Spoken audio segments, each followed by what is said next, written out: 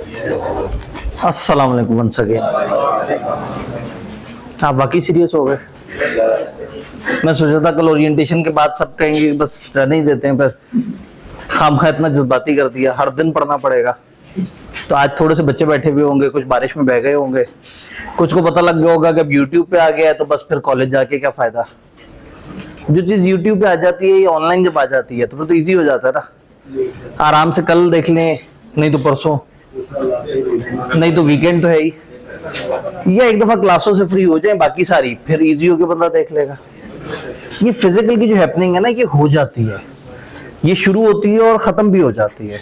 और ऑनलाइन की हैपनिंग क्योंकि आपकी अपनी चॉइस पे चल रही होती है तो वो उस तरह से नहीं हैपन हो पाती। मैं हमेशा मानता हूं कि ऑनलाइन बहुत अच्छा तरीका है पढ़ने का, मैं फिजिकल से बहुत अच्छा मानता हूं उसे, अगर स्टूडेंट स्ट्रक्चर्ड है। अगर आप स्ट्रक्चर्ड हैं, आपके अंदर विल है और आप खुद से चाहते हैं पढ़ना, तो ऑनलाइन से बेहतर कुछ नहीं है। ना ट्रैवल करना है, ना ज्यादा कॉस्ट पड़ेगी, घर में एक अच्छा पीसफुल एनवायरनमेंट बना लिया, फिजिकल की डिस्ट्रैक्शन से बच गए। इधर उधर आके कॉलेज आता है बंदा, बिला वजह कैंटीन में बैठ गया, कभी इधर उधर फिर लिया, फिर क्लासों के दरमियान गैप्स हैं, फिर 100 तरह के और मसलों मसाइल, आने जाने के खर्चे, इसके अलावा शदीद गर्मी है तो भी आ रहे हैं, शदीद सर्दी है तो भी आ रहे हैं, बारिश है तो भी मसले हैं। तो फिजिकल का बहुत अच्छा मुतबादिल है ऑनलाइन, लेकिन सिर्फ एक चीज है, स्टूडेंट का स्ट्रक्चर होना जरूरी है। अगर स्टूडेंट सेल्फ कॉन्फिडेंट है, डिसिप्लिन्ड है, तो ऑनलाइन बहुत जबरदस्त है। फिजिकल क्या करता है, फिजिकल हर तरह के स्टूडेंट को जबरदस्ती एक खास रेगुलेशन पे चला देता है। अब बच्चा ढीला भी हो, ठंडा भी हो, बहुत ज्यादा उमंग ना भी रखता हो, तो वो आसपास वालों को देख के ही थोड़ा सा सोचता है सारे बैठे हुए हैं, चलो मैं भी बैठ जाता हूँ, ये सारे टेस्ट कर रहे हैं मैं भी टेस्ट कर लेता हूँ। तो फिजिकल में सिर्फ आपको एक रिदम और डिसिप्लिन मिल जाता है, जो कि बहुत सारे लोगों का मसला है। तो तकरीबन 30% वर्सेस 70% रेशियो है। 30% बच्चे सेल्फ डिसिप्लिन है और 70% नहीं है। तो क्वालिटी ऑनलाइन की हमेशा ज्यादा है, क्योंकि वो आपको आपकी पसंद के पेस के मुताबिक पढ़ा रहा है। आप पढ़ना नहीं भी चाह रहे, फिजिकल में आपको पढ़ना पड़ता है। तो ऑनलाइन होता अच्छा मोड है, लेकिन अगर आप डिसिप्लिन हो तो लाइफ में आगे जाके जैसे जैसे आप डिसिप्लिन होते जाएं, आप आहिस्ता आहिस्ता ऑनलाइन की तरफ जाएंगे। सीए फाइनल तो तकरीबन सारा ऑनलाइन पे है। आगे बड़ी सारी यूनिवर्सिटियां, बहुत सारे प्रोफेशनल कोर्सेज तकरीबन ऑनलाइन पे शिफ्ट हो गए हैं। तो ऑनलाइन बुरी चीज नहीं है, बस डिसिप्लिन मेंटेन रखना मुश्किल होता है। तो जो क्रैश कोर्स है ना, इसमें ऑलरेडी बड़ा मुश्किल टारगेट होता है। हमने 10-11 दिन, 11-12 दिनों में काफी जान मारनी होती है। तो इसमें जो लोग पहले दिन से फिजिकल आ रहे हैं, मैं उनको सजेस्ट करूंगा कि वो आखिरी दिन तक फिजिकल आते रहें। क्योंकि अगर आप सोचेंगे ना मैं बाद में यूट्यूब से ये कर लूंगा, वो नहीं होना, और इतने कम टाइम में नहीं होना। इधर क्लास में जो हो जाना है वो इंशाल्लाह अच्छे तरीके से हो जाना है। तो तैयार, पढ़ाई शुरू करते हैं। हम आगे ज्यादा टाइम इसमें नहीं कंज्यूम करते। चैप्टर 2 आज का हमारा टारगेट है। चैप्टर 2 इज कॉन्ट्रैक्ट टैग के बेसिक्स। जब हम कॉन्ट्रैक्ट टैग को स्टार्ट करते हैं तो सबसे पहले हमें कुछ वर्ड्स समझने होते हैं। अच्छा, एक अजम्पशन मैं शुरू में बता दूं, आप में से कुछ ऐसे होंगे जो 90% तैयार होंगे, कुछ 70% तैयार होंगे, कुछ 10% तैयार होंगे, कुछ 50% तैयार होंगे। अब मैं अपने क्रैश कोर्स का लेक्चर किस पेस पे रखूं? 90% वालों को सोचूं, 50% वालों को सोचूं? मैं अपने आप को 0 पे लेके आ रहा हूं, और मैं अच्छे बच्चों के लिए एक्स्ट्रा मसाले भी बीच में डाल रहा हूँ। तो मैं ये सोचूंगा कि आप लोगों को नहीं आता, ताकि हो सकता है कुछ को लगता है उन्हें आता है, हो सकता है उन्हें ना आता हो, और हो सकता है कुछ ने इतना पहले पढ़ा हो कि बिल्कुल ही भूल गए हो। तो मैं ये अजम्पशन लूंगा कि आपको नहीं आता, मैं उस बेस लेवल पे पढ़ा रहूंगा, लेकिन साथ साथ कुछ एक्स्ट्रा एडवांस बातें भी मैं फेंक रहा हूँ। वो हर बच्चा कैच नहीं कर रहा होगा। जो अच्छी तैयारी करके बैठा है उसको ऊपर वाली बात समझ आ जाएगी कि इसको लिखते हुए ऐसे करना है। तो हो सकता है कि एक बच्चा जो भी समझ रहा है उसको ये समझ ही ना है कि लिखते हुए की बात क्यों की टीचर ने। तो मेरी अजम्पशन ये है कि आप लोगों को नहीं आता, हालांकि मुझे आप पे भरोसा है, आप लोगों को आता है, आप अच्छे लोग हैं। तकरीबन यही अजम्पशन लेनी पड़ेगी, क्या करें। आप लोगों को अगर बुरा बच्चा कह दिया तो आप कहाँ पढ़ेंगे। तो फिलहाल मान लेते हैं कि आप अच्छे लोग हैं और आप लोगों को आता है, नहीं तो इंशाल्लाह 10 दिन बाद तो आप बहुत अच्छे बच्चे बन चुके होंगे इंशाल्लाह। कुछ वर्ड्स हैं, offer, acceptance, promise, agreement, contract. ये असेंडिंग ऑर्डर में है। सबसे पहले कहानी ऑफर की आती है, फिर उसके बाद एक्सेप्टेंस होती है, दोनों जोड़ के प्रॉमिस बन जाते हैं, प्रॉमिस एक खास वजह से एग्रीमेंट बनता है, फिर कॉन्ट्रैक्ट। हम पढ़ रहे हैं कॉन्ट्रैक्ट एक्ट। तो कॉन्ट्रैक्ट एक्ट पढ़ने से पहले ये सारे अल्फाज हमें समझने होंगे, और सिर्फ आज पहले दिन हम इन सारों का डिफरेंस समझ रहे होंगे। उसके बाद जब भी मैं आपसे कहूंगा जी ए ने बी से ये वादा किया और बी ने ए से ये वादा किया, तो आप समझ जाएंगे कि बात कॉन्ट्रैक्ट की हो रही है। लेकिन जब भी कोई कॉन्ट्रैक्ट होता है तो कॉन्ट्रैक्ट हमेशा स्टार्ट होता है एक ऑफर से। ऑफर का मतलब ये है कि जब एक बंदा दूसरे को कहता है कि भाई मैं ये काम आपके साथ मिलके इस तरह से करना चाहता हूं। फॉर एग्जांपल मैं अपना ये लैपटॉप आपको बेचना चाहता हूं 70,000 रुपए का। फॉर एग्जांपल मैं आपसे 2 किलो सेब खरीदना चाहता हूं 300 रुपए के। फॉर एग्जांपल मैं आपको कुर्सी बेचना चाहता हूं 10,000 की। फॉर एग्जांपल कॉलेज कहता है हम आपको क्लासें बेचना चाहते हैं 25,000 की। समझ रहे? ऑफर का मतलब ये है कि जब कोई सी दो पार्टीज जिन्होंने आपस में डील करनी है उनमें से एक बंदा दूसरे बंदे को कहे कि मैं ये काम ऐसे करना चाहता हूं, क्या तुम इस पे राजी हो? तो ऑफर का मतलब है पेशकश। ऑफर का मतलब है जब एक बंदा इस इंटेंशन से दूसरे बंदे को एक स्टेटमेंट देता है कि वो दूसरे बंदे को अपनी बात पे लाना चाहता है, तो उसको हम ऑफर कहते हैं। अच्छा, एक्सेप्टेंस क्या होगी? एक्सेप्टेंस से अगला स्टेप है, ए ने बी को कहा है कि भाई मैं चाहता हूं कि आपको ये लैपटॉप बेचूं। अगर बी उसकी बात मनोवन 100% एज इट इज हूबहू मान जाए तो ये कहलाएगी एक्सेप्टेंस। अगर बी कहे यार लैपटॉप अच्छा तो लग रहा है लेकिन 70,000 बहुत ज्यादा है, तो अब अगेन ये उसने एक्सेप्ट नहीं किया। एक्सेप्टेंस का मतलब ही ये है कि जो जैसे ए ने कहा था वैसे ही बी ने मान लिया। तो ऑफर में एक बंदा आजाद है, वो किसी भी किस्म की ऑफर दे सकता है। कोई भी चीज कितने भी रुपए की एक बंदा दूसरे बंदे को अगर ऑफर कर रहा है तो ये चीज टेक्निकली ऑफर कहलाएगी। अगर सामने वाले ने सुना ही नहीं, समझा ही नहीं, एक्सेप्ट ही नहीं किया, उसे पसंद ही नहीं आई, तो कहानी यहीं मर जाएगी, ऑफर यहीं पे फौत हो जाएगी। लेकिन ऑफर अगर एक्सेप्ट हो गई तो फिर प्रॉमिस बन जाएगा। तो अगर एक ऑफर सामने मौजूद है और उसका टाइम अभी एक्सपायर नहीं हुआ और आप उसको एक्सेप्ट कर लें तो वो बन जाता है प्रॉमिस। ए ने बी को ऑफर दी, फॉर एग्जांपल यहां पे दो भाइयों ने, ये भाई ने साथ वाले भाई को ऑफर दी कि यार क्लास खत्म होने के बाद मिल के टेस्ट की तैयारी करेंगे, क्या कहते हो?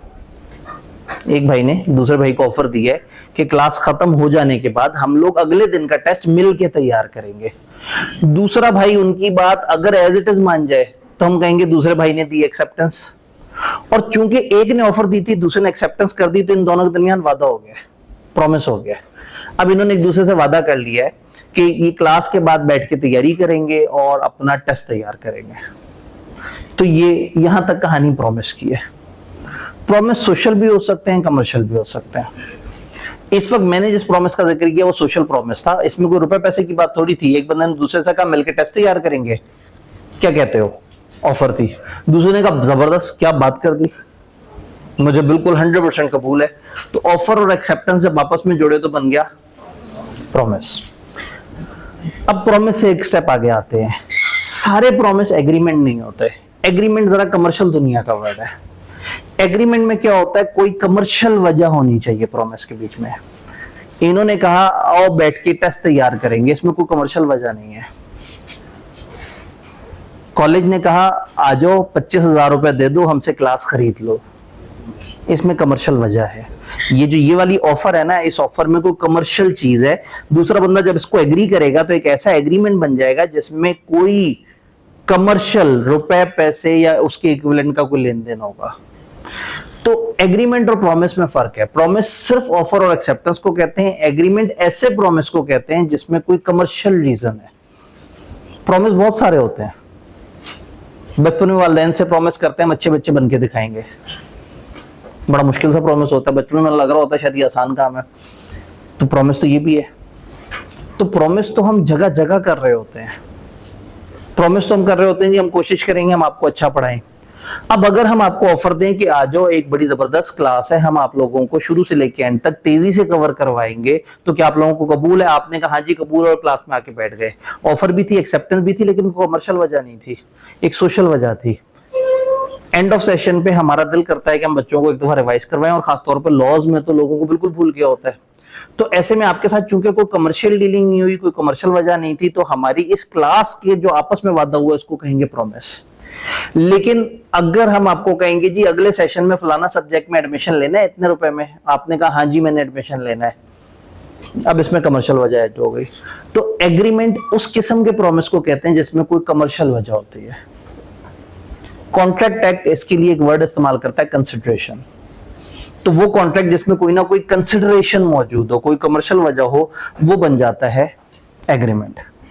याद रहेगा। अब उससे अगले लेवल पे आते हैं। ये सारी बातें हम स्लाइड पे अलग अलग देखेंगे और ये स्लाइड्स डेली बेसिस पे आपको शाम में इंशाल्लाह आपके ग्रुप में पहुंच जाया करेंगी, ताकि आपने जिन रंग बिरंगी स्लाइडों से देखा हो वो आपके जहन में इमेज बना हुआ होता है, आप उसको यूज कर लें। और ये रंग बिरंगी स्लाइडों पे जो टेक्स्ट डाला हुआ होगा बगैर तस्वीरों के, वो निकला होगा उस किताब से, जो किताब मैंने आपको कहा था कि एट एनी गिवन डे आप लोग जाते हुए ले जा सकते हैं। हम एक आध दिन तक यहाँ पे भी रखेंगे, उसके अलावा टीए रूम में आप किसी भी वक्त जाके कह सकते हैं जी मुझे बिजनेस लॉ की किताब चाहिए। शायद मैंने कल भी बात की थी, तो शायद आपको पता नहीं, या नहीं की थी, कल की थी, ठीक है। तो ध्यान में रखना है कि इसमें टेक्स्ट वहां से मौजूद है, वो सॉफ्ट में भी ऑलरेडी ग्रुप में शेयर कर चुके हुए हैं, जो गूगल ड्राइव का लिंक है।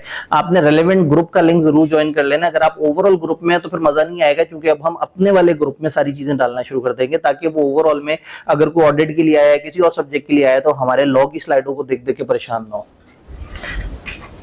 एग्रीमेंट कमर्शियल वजह थी। अब एक एग्रीमेंट और एक कॉन्ट्रैक्ट। एक एग्रीमेंट जिसको नॉर्मली हम वादा कहते हैं, कमर्शियल वादा, और कॉन्ट्रैक्ट जिसको हम कहते हैं मुआहदा। अब इन दोनों में क्या फर्क है? एनफोर्समेंट। एक भाई ने कहा एनफोर्समेंट, कानूनी एनफोर्समेंट। ए ने बी से वादा किया था कि क्लास के बाद हम बैठ के पढ़ेंगे। बड़ा प्यारा वादा था, बी मान भी गया था। क्लास खत्म हुई, ए गायब हो गया। ये इतना पढ़ चुका था, वो बेचारा टकरे मारने जा रहा था कहीं, उसने छोड़ दिया, वादा तोड़ दिया। बी नाराज हुआ और उसको लेके अदालत पहुंच गया और कहा आप कानून के रखवाले हैं, आप बड़े अच्छे अच्छे फैसले करते हैं, आपको पता आसपास बड़े खतरनाक खतरनाक फैसले हो रहे हैं, आप बड़े अच्छे अच्छे फैसले करते हैं, तो काइंडली ये जरा इन भाई साहब को सजा दे दें, इन्होंने मेरे से वादा किया और वादा तोड़ दिया। अदालत ने कहा अच्छा वादा किया था, कोई कमर्शियल वादा था? उन्होंने कहा नहीं, ये समाजी वादा था। अदालत ने कहा हमारे स्कोप से आउट हो गया। कॉन्ट्रैक्ट तो दूर की बात है, ये तो एग्रीमेंट ही नहीं बना था। फर्ज करें इन्होंने आपस में वादा किया होता, ये भाई ने ये भाई को लैपटॉप बेचना था 70,000 का, उन्होंने कहा मैं तुम्हें 70,000 का लैपटॉप बेचूं, खरीदोगे? उसने कहा मैं खरीदूंगा। इन लैपटॉप उसे दे दिया, उसने पैसे ही नहीं दिए। दोनों रोते रोते अदालत पहुंच गए। अदालत से कहा आप हमें इंसाफ दिलवाएं। अदालत ने कहा कि जिस बंदे ने गबन किया था उससे कहा क्या तुम मानते हो कि तुमने कुछ गलत किया? उसने कहा नहीं, मैं तो कुछ भी गलत नहीं किया। फिर जो जिसने इल्जाम लगाया था उससे कहा हाँ भाई तुम क्या कहते हो? उसने कहा जी इसने गबन किया, मेरा लैपटॉप लेके भाग गया। अदालत ने कहा अच्छा गवाह ले आओ। मैंने कहा गवाह तो नहीं है। अच्छा चलो कागज पे लिखा हुआ दिखा दो, साइन हुआ हुआ कहीं, कोई स्टाम्प पेपर हो, कोई उस पे साइनिंग हुई हुई हो तुम लोगों की। उन्होंने कहा जी वो भी नहीं है। तो अदालत ने कहा फिर मेरे पास क्या करने आए हो? जब तुमने अपने दरमियान के वादे को कानूनी शक्ल ही नहीं दी तो मैं क्या मदद करूं? मैं तब मदद करता जब ये कानूनी शक्ल इख्तियार कर चुका होता तुम्हारा वादा, जब तुम लोगों के दरमियान एग्रीमेंट ना हुआ होता, कॉन्ट्रैक्ट हुआ होता। तो किसी एग्रीमेंट को कॉन्ट्रैक्ट कब कहा जाएगा? जब उसमें कानूनी पेचीदगी ऐड हो जाए, लीगल ऑब्लिगेशन ऐड हो जाए। लीगल ऑब्लिगेशन का क्या मतलब है? आप कॉन्ट्रैक्ट के अंदर कुछ ऐसा करें जिससे वो वाजिब हो जाए, और उसको ना परफॉर्म किया जाए तो कानूनन जुर्म बन जाए और कानून आपको फोर्स कर सके कि इसको करो। अब किसी कॉन्ट्रैक्ट को कानूनी शक्ल देने के कई तरीके हैं, लेकिन हमारे सिलेबस ने हमें नहीं बताए। जस्ट फॉर अंडरस्टैंडिंग मोटे मोटे कॉमन 3 तरीके होते हैं। एक होता है कि गवाह मौजूद होने चाहिए। गवाह मौजूद होंगे तो फिर आप उनकी मौजूदगी में कहेंगे हम एग्रीमेंट कर रहे हैं आपस में, और अगर कभी गड़बड़ हुई तुम लोगों ने आके अदालत में गवाही देनी है। दूसरा तरीका होता है आप लिख के करते हैं। और तीसरा मशहूर जमाना तरीका है, ज्यादा महंगे कॉन्ट्रैक्ट्स वगैरह में स्टैम्प पेपर इस्तेमाल होता है, जिसको स्टाम्प पेपर भी कहते हैं, और ये वसीका नवीस की जबान में स्टाम्प पेपर कहते हैं। तो आपने शायद सुना होगा भी अपनी फैमिली में जी स्टाम्प पेपर के ऊपर कॉन्ट्रैक्ट हो रहा है।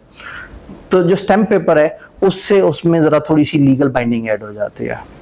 तो इसका मतलब है ऑफर एक पेशकश है, एक्सेप्टेंस उस ऑफर को एज इट इज मान लेना। ये दोनों भाइयों को जोड़ेंगे तो बन जाएगा प्रॉमिस, प्रॉमिस में कंसिडरेशन ऐड करेंगे एग्रीमेंट बन जाएगा, एग्रीमेंट में लीगल बाइंडिंग ऐड करेंगे कॉन्ट्रैक्ट बन जाएगा। यहां तक बात समझ आ रही है? एक दफा इसकी थोड़ी थोड़ी सी इंग्लिश देख लेते हैं। Promise, when the person to whom proposal is made. अब ऑफर का एक दूसरा नाम प्रपोजल। जब एक बंदे ने दूसरे को ऑफर दी तो यानी कि उसने उसको प्रपोज किया कि मैं चाहता हूं कि कल तुम मेरे साथ बैठ के पढ़ो।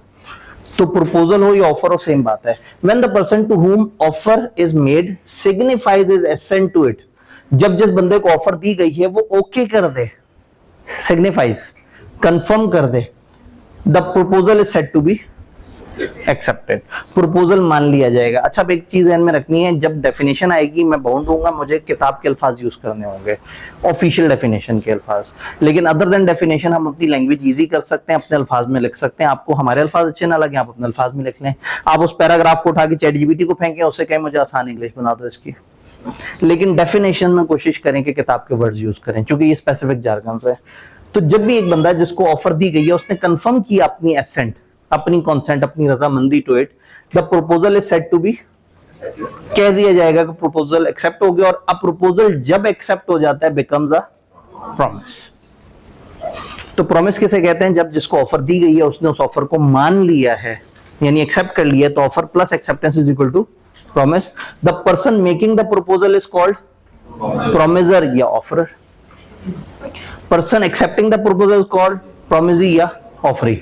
पहले इनको बोलते हैं ये ऑफरर है, ये ऑफरी है। ऑफरर जिसके एंड पे ई आर या ओ आर आ जाए वो सब्जेक्ट बन जाता है, और जिसके एंड पे डबल ई आ जाए वो ऑब्जेक्ट बन जाता है। जैसे trainer trainee, employer employee, mentor mentee, teacher teachee. नहीं, हर जगह ये नहीं चलता। तो जब ऑफर देने वाला है उसको ऑफरर कहते हैं, और जिसको ऑफर दी गई है उसे ऑफरी कहते हैं। तो जब इनके दरमियान प्रॉमिस बन जाता है तो जिसने ये ऑफर शुरू की थी उसको प्रॉमिसर कहते हैं, और दूसरे को प्रॉमिसी। इसको प्रपोजर भी कहते हैं, उसको प्रपोजी भी कहते हैं। तो ये मुख्तलिफ वर्ड इस्तेमाल हो सकते हैं। एग्रीमेंट कब होगा? Every promise and every set of promises. कोई भी प्रॉमिस या जितने भी सेट ऑफ प्रोमिस हैं जो दोनों एक दूसरे से वादे कर रहे हैं, forming the consideration for each other is an agreement. वो प्रोमिसेस जो एक दूसरे के लिए कंसिडरेशन है।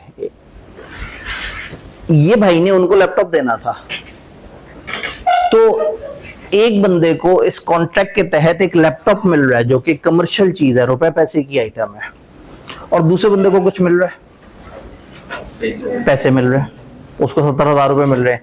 तो एक साहब के लिए 70,000 रुपया कंसिडरेशन है, वो इस वजह से कॉन्ट्रैक्ट में एंटर हुआ कि उसको 70,000 चाहिए, और दूसरे के लिए वजह क्या है? उसको लैपटॉप चाहिए। तो वो प्रॉमिस, अब ये दो प्रॉमिस हो गए। एक ने प्रॉमिस किया मैं तुम्हें लैपटॉप दूंगा, दूसरे ने प्रॉमिस किया मैं तुम्हें 70,000 रुपया दूंगा। हालांकि ऑफर एक थी, एक्सेप्टेंस एक थी, लेकिन अब इसके बाद चाहे तो उसको एक प्रॉमिस कहें, चाहे तो दो प्रॉमिस कहें। चाहे तो कहें एक प्रॉमिस हुआ है जिसमें ए ने लैपटॉप देने और बी ने पैसे देने, या कहें ए ने प्रॉमिस किया है मैं लैपटॉप दूंगा, और बी ने प्रॉमिस किया है मैं पैसे दूंगा। तो हर प्रॉमिस, ये हर set of promise forming consideration for each other is agreement. और फिर जब एग्रीमेंट को आगे लेके चले, agreement enforceable by law is, ऐसा एग्रीमेंट जो कानूनी तौर पे एनफोर्सेबल है, आसान अल्फाज में जिसको अदालत ले जाके आप अपना हक मांग सकते हैं। ऐसी चीज जो अदालत में पेश की जा सकती है और अदालत से आप कह सकते हैं कि जी मेरे साथ इसने जुल्म किया, इस जालिम को हिसाब दें, या इस जालिम से पेनल्टी लें, या इस जालिम को कहें कि मुझे कंपनसेशन दे। तो ये इनकी डेफिनेशन है। अभी मैंने ऑफर की डेफिनेशन सामने नहीं लेके आया, उसके ऊपर बात करते हैं। इसको अगर हम थोड़ा सा डायग्राम फॉर्म में देखें तो प्रपोजल एक्सेप्टेंस के साथ क्या बन जाता है? प्रॉमिस, प्रॉमिस कंसिडरेशन के साथ एग्रीमेंट, और एग्रीमेंट एनफोर्सेबिलिटी के साथ कॉन्ट्रैक्ट। अब एनफोर्सेबिलिटी को किताब ने हल्का सा बताने की कोशिश की कि एनफोर्सेबिलिटी क्या है। Parties to an agreement must be bound to perform their promises. Parties to agreement bound होने चाहिए, उनके ऊपर वाजिब हो कि उन्होंने कॉन्ट्रैक्ट फॉलो करना है, कानूनी तौर पे वाजिब हो कि उन्होंने कॉन्ट्रैक्ट फॉलो करना है। In case of default by either of them, उनमें से किसी भी तरफ से गड़बड़ हो गई, डिफॉल्ट हो गया, the parties can go to court for its enforcement. अगर किसी एक ने भी गड़बड़ कर दी दूसरे के साथ तो पार्टीज अदालत जाके अपना हक मांग सकते हैं। तो क्या ये बात समझ आई? यानी कि इस टाइम पे अब हमारी ये जो सारे वर्ड्स की अंडरस्टैंडिंग है ये क्लियर हो गई है। अब एक स्टेप आगे बढ़ते हैं। प्रॉमिस दो तरह का हो सकता है, एक्सप्रेस और इम्प्लाइड। मशहूर जमाना, ये दो वर्ड जगह जगह आपको कॉन्ट्रैक्ट एक्ट में, इवन पार्टनरशिप में भी कई जगह नजर आएंगे। लाइफ भर अब आपको कानून में जहां एक्सप्रेस लिखा नजर आए, जहां इम्प्लाइड लिखा नजर आए, उसके कुछ मतलब है। एक्सप्रेस लफ्ज से जाहिर है, जो एक्सप्रेस हुआ है, जो नजर आ रहा है, जो पता लग रहा है, जो सामने सामने वाजे है। जब एक चीज बोल के की जाए या लिख के की जाए तो वो एक्सप्रेस होती है। एक बंदे ने लिख के एक्सप्रेस कर दिया कि मैं ऐसा चाह रहा हूं, एक बंदे ने बोल के एक्सप्रेस कर दिया कि मैं ऐसे चाह रहा हूं, तो अगर कॉन्ट्रैक्ट वर्ड्स में हो, बोल के या लिख के, तो इसको कहते हैं एक्सप्रेस। ऑफर भी एक्सप्रेस हो सकती है, एक्सेप्टेंस भी एक्सप्रेस हो सकती है, प्रॉमिस भी एक्सप्रेस हो सकता है। एक्सप्रेस का मतलब है जब वाज़े वाशगाफ तरीके से साफ नजर आ रहा है कि एक बंदे ने दूसरे को ऑफर दे दी है। तो जब ऑफर अल्फाज में दी जाए, बोल के या लिख के, इफ प्रपोजल और acceptance is made in words, promise is said to be express. और उसको एक्सप्लेन कर दिया ब्रैकेट में, ओरल या रिटर्न। लेकिन सम टाइम आपकी जो ऑफर होती है वो वर्ड्स में नहीं होती, वो एक्सप्रेशंस से उस तरह से बोल के नहीं कहा जाता, लिख के नहीं कहा जाता, वो सिचुएशन से प्रिज्यूम करनी पड़ती है। कुछ ऐसी ऑफर्स होती हैं जिसमें अगला बंदा कहता कुछ नहीं लेकिन आपको समझ सब आ जाता है। जैसे मैं अक्सर एग्जांपल देता हूं कि अगर आप यहां बाहर खड़े हुए हैं और यहाँ पे कुछ चिंची हैं जो मुगल आजम से जिना हॉस्पिटल तक जा रहे हैं, और जो सवारी उसमें बैठती है उससे 20 रुपए लेते हैं। आप स्टॉप जाके खड़े हुए, एक चिंची आपके पास आके रुक गया, उसने कुछ नहीं बोला, उसने कुछ नहीं लिखा, लेकिन उसका आपके पास आके रुकने का एक मतलब है। उसे नजर आया सवारी, वो आपके पास आके रुक गया, टेक्निकली वो बगैर बोले आपको एक ऑफर दे रहा है। क्या ऑफर दे रहा है कि आज मेरे साथ चिंची में बैठ के वहां तक चलो, 20 रुपए दे देना। हालांकि ना उसने 20 रुपए बोला, ना उसने आपको ले जाने की पेशकश की अल्फाज से, बट उसका ये एक्शन ये शो कर रहा है कि जाहिर है इस वक्त वो एक रूट का चिंची है जो हमेशा लोगों को पैसे लेके जाता है। तो ऐसे में उसने आपको बोला या नहीं बोला, कहीं ना कहीं उसने आपको एक ऑफर दे दी है, इम्प्लाइड प्रॉमिस या इम्प्लाइड ऑफर। अगर प्रपोजल ये एक्सेप्टेंस इज मेड अदरवाइज, यानी कि other than words, the promise is said to be implied, यानी कि एक्शन से साबित हो। अच्छा, उसने ऑफर दी आपको, आपके पास आगे चिंची रोका, आपने कहा नहीं भाई मैंने चिंची पे नहीं जाना, वो चला गया, आपने उसकी ऑफर ठुकरा दिया। उसने इम्प्लाइड ऑफर दी थी, आपने एक्सप्रेस रिजेक्ट कर दिया। लेकिन अगर चिंची आपके पास आके रुका और आप चिंची में जाके बैठ गए, जिना हॉस्पिटल पे उसने उतारा और कहा पैसे, बल्कि वो रेगुलर क्लास में क्या कहते थे, पैसे, ठीक है। उसने कहा जी कड्डो पैसे, केड़े पैसे, तो वो उसने कहा जी पैसे दो, तो आपने कहा कौन से पैसे, मैं एक जगह खड़ा हुआ था, तुमने पास आके चिंची रोका, तुम आगे जा ही रहे थे, मैंने सोचा तुम्हारे साथ बैठ जाता हूं। तो ये बात मानी नहीं जाएगी, क्योंकि उसका वो एक्शन एक कमर्शियल एक्शन था, वो आपको सवारी के तौर पे बिठाना चाहता था, और आप जब अंदर आके बैठ गए उसमें, तो इसका मतलब है कि आपने एक्सेप्टेंस दे दी उसकी ऑफर को, हालांकि दोनों में से किसी ने कुछ नहीं बोला। तो अक्सर प्रॉमिस इम्प्लाइड भी होते हैं। रेगुलर क्लास होती तो हम जरूर बहुत सारी एग्जांपल्स देखते हैं, या मैं आपसे पूछता, आप बहुत सारी बातें करते हैं, लेकिन जाहिर है हमारे पास उतना वक्त नहीं है। हम कोशिश कर रहे हैं कि बेस पे ज्यादा टाइम लगाएं, लेकिन उसके बाद थोड़ी सी रफ्तार तेज कर दी होगी। तो क्या एक्सप्रेस और इम्प्लाइड समझ आया? एक्सप्रेस ऐसा ऑफर, एक्सेप्टेंस वगैरह है जो बोल के लिख के की जाए वर्ड्स में, और इम्प्लाइड का मतलब है जो एक्शन से नजर आ रही हो। भाई हमारे अगले सेशन की क्लासें शुरू हो जाए और एक बच्चा डेली आके क्लास में बैठा हो, साथ साथ नोट भी कर रहा हो, होमवर्क भी करके आता हो, अगले दिन फिर क्लास में बड़ा एक्टिव हो, 10-12 दिन से क्लास में बैठा हुआ है, और एक दिन कॉलेज का एक नुमाइंदा आके और उस बच्चे से कहता है कड़ो पे है, तो वो कहेगा भाई मैं तो गुजर रहा था, मैंने देखा यहाँ इल्म बट रहा है, मैं क्लास में आ गया, बैठ गया और मैंने भी लिखना शुरू कर दिया। तो वो कहेंगे नहीं भाई, हमारा ये जो इस वक्त अरेंजमेंट था ये कमर्शियल अरेंजमेंट था, हमने माहौल बनाया हुआ था, हम ये सारा खर्चा कर रहे हैं, हम टीचर को पैसों पे लिख के आए हैं, हमारा यहाँ के किराए देने हैं, बिजली वगैरह, हमने ये सारा माहौल इसलिए सजाया है कि हम बच्चों को कोर्स बेचें, बच्चा आए कोर्स ले और उसके पैसे दे, उसको भी फायदा हो जाए और हमारे भी खर्चे पूरे हो जाए। तो इस वक्त इस कोर्स में तुम्हारे आके बैठने का और हर दिन बैठने का मतलब ये है कि तुम्हें हमारी ऑफर कबूल है। वो ऑफर जो दीवार पे लिख के लगाई हुई है जी 25,000 रुपए का कोर्स ले लो, वो जो फलाना जगह लिखा हुआ है, वो जो फलाना जगह लिखा हुआ है, तो तुमने हमारी offer as it is accept कर ली है। अब बच्चा कहेगा नहीं ऐसा कुछ नहीं था, मेरा ऐसा इरादा नहीं था, मैं तो ऐसे था या वैसे था, तो इसकी बात तो कोई नहीं मानेगा। ये ऐसी जैसे एक ट्रेन कहीं जा रही है और आप एवं उसमें चढ़ जाए और टिकट चेकर आए तो आप कहें मैं देख रहा था कि हवा कितनी अच्छी आती है खिड़कियों से।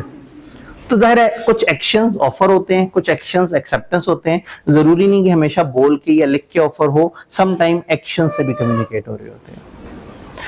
अब हमें सारे वर्ड समझ आ चुके हैं, हमें एक्सेप्टेंस समझ आ गई है, हमें प्रॉमिस समझ आ गया, एग्रीमेंट समझ आ गया, कॉन्ट्रैक्ट समझ आ गया, एक्सप्रेस इंप्लाइड समझ आ गया। लेकिन कहानी जहां से शुरू हुई थी वो नहीं समझ आया। ऑफर, इन सारी डेफिनेशन में सबसे अजीब डेफिनेशन ऑफर की है। एक्सेप्टेंस तो बहुत आसान सी बात है, जब एक बंदे ने ऑफर दी आप हूबहू मान जाओ एक्सेप्टेंस है। ऑफर के लिए ना अगर मैं उर्दू में बोलूं तो कहानी जरा मुश्किल सी हो जाती है। जब एक बंदा इस इरादे से दूसरे बंदे को पेशकश करता है कि दूसरा बंदा इसके इस इरादे की इसी तरह से तायीद कर दे, तो ये ऑफर है। अब ये थोड़ी सी ट्रिकी हो जाती है बात, और कानून बेचारे को बहुत ध्यान से हर लफ्ज चबा चबा के बताना होता है, ताकि जरा सी भी डेफिनेशन आगे पीछे हो गई तो वकील ने अदालत में केस जो है ना वो पलटा देना है। जब एक बंदा इस इरादे से दूसरे को एक पेशकश करे कि दूसरा बंदा उसकी बात को उसी तरह से मान जाए, तो ये पेशकश जो की गई है ये क्या कहलाती है? ऑफर। किताब से पूछते हैं ऑफर की डेफिनेशन। प्रपोजल या ऑफर की definition, when one person signifies to another, जब एक बंदा कंफर्म करता है किसी और को हिज विलिंगनेस कि मैं राजी हूं। एक बंदा जब कहता है कि मैं इस चीज पे राजी हूं, मैं ऐसा चाहता हूं, और ये चीज दूसरे को कंफर्म करता है, टू डू, मैं ऐसा करना चाहता हूं, और टू एब्सटेन फ्रॉम डूइंग, या मैं ऐसा नहीं करना चाहता। समटाइम कुछ ऑफर कुछ करने की होती है, समटाइम कुछ ऑफर्स होती हैं कुछ ना करने की। इसके ऊपर भी बात करेंगे कि करना और ना करना क्या है। विद अ व्यू, इस इरादे से, इस नियत से, टू ऑब्टेनिंग, हासिल कर ली जाए, द एसेंट, एसेंट रजामंदी, कॉन्सेंट का छोटा भाई, एसेंट ऑफ दैट अदर, उस दूसरे की रजामंदी हासिल कर ली जाए। जब एक बंदा कंफर्म करता है दूसरे को अपनी नियत कि मैं ऐसा करना चाहता हूं या ऐसा करने से बाज रहना चाहता हूं, इस इरादे से कि वो दूसरे की रजामंदी हासिल करना चाहता है, टू सच एक्ट और एब्सटिनेंस, उस एक्ट पे या उस चीज ना करने पे, he said to make a proposal, तो कहा जाएगा कि इसने जो हरकत की है इसने प्रपोजल दी है। जब एक बंदा इस इरादे से दूसरे को एक बात कहे कि वो चाहता हो कि दूसरा बंदा उसकी बात मान जाए, तो इस हरकत को हम कहेंगे प्रपोजल। सिर्फ डेफिनेशन में आगे तकलीफ होगी कि वहां हम इजी इंग्लिश नहीं लिख सकते, वहां हम किताब के जार्गन्स यूज करते हैं, अदरवाइज हम हर जगह अपने अल्फाज लिख सकते हैं। तो क्या ऑफर की डेफिनेशन समझ आ रही है? अब हमें ऑफर समझ आ गई। अब ऑफर समझ आ गई तो किताब ऑफर के बारे में कुछ और बातें बताना चाह रही है, ऑफर के कुछ एसेंशियल्स बताना चाह रही है। एक बंदे ने अगर दूसरे को ऑफर दी है तो कब हम मानेंगे कि वाकई ये ऑफर है, और कब हम कहेंगे नहीं नहीं ये ऑफर नहीं है, ये तो मजाक था, या इसमें तो ये वाली शर्त पूरी नहीं हुई। सबसे पहली चीज, offeror can not make offer to himself. अगर मैं इसको दूसरे अल्फाज में बात करूं तो कम से कम दो बंदे होने चाहिए, एक ऑफर देने वाला होना चाहिए और एक ऑफर जिसको दी जा रही है वो होना चाहिए। एक बंदा अगर अपने आप को ऑफर दे और अपने साथ कॉन्ट्रैक्ट कर ले तो कॉन्ट्रैक्टर किस चीज को नहीं मानता। ऑफर के लिए कम से कम दो बंदे होने चाहिए, एक ऑफर करने वाला, एक ऑफर रिसीव करने वाला। तो ऑफर अपने आप को नहीं दी जा सकती, याद रहेगा। फिर बहुत जरूरी एलिमेंट सर्टेन और डेफिनेट होनी चाहिए।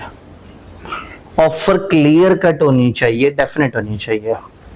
कॉलेज ने कहा आज आप हमारे पास एडमिशन ले लें और मुनासिब पैसे दे दीजिएगा, ये क्लियर कट ऑफर नहीं है, क्योंकि वर्ड मुनासिब एक नामुनासिब सा वर्ड है, इसमें कुछ कंफर्म ही नहीं किया।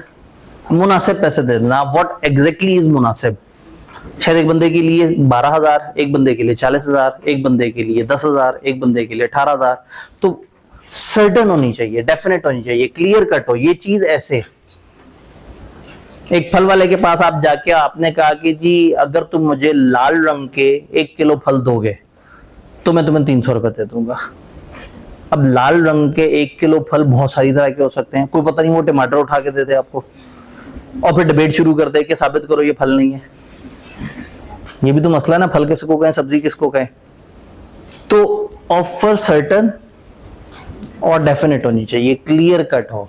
कॉलेज ये ना कहे आज हम मुनासिब सी फीस लेंगे, कॉलेज कहेगा भाई इतनी फीस लेंगे। हाँ उसमें कोई शर्त ऐड कर सकता है, देखो फलाना तारीख तक आ जाओ तो 25,000 नहीं 20,000 देना होगा, और फलाना तारीख तक को आओगे तो फिर 25,000 देना होगा। कंडीशन हो सकती है उसमें, इस तरह की बातें हो सकती हैं, लेकिन डाउट नहीं होना चाहिए। ऑफर सर्टन और डेफिनेट। या ये लैपटॉप ले जाओ इस्तेमाल करना, अच्छा लगे तो मुझे काफी सारे पैसे दे देना, ये सही नहीं है। ये लैपटॉप ले जाओ 70,000 रुपए का है, 2 दिन तक तुम अगर मुझे ओके कर देते हो तो 70,000 दे देना। अब ये सर्टन और डेफिनेट है। तो ऑफर सर्टन होनी चाहिए, डेफिनेट होनी चाहिए, क्लियर कट होनी चाहिए, कोई डाउट, कोई भाम, कोई परेशानी, कोई कंफ्यूजन नहीं होनी चाहिए। देन ऑफर कंडीशनल हो सकती है, जैसे मैंने अभी कहा।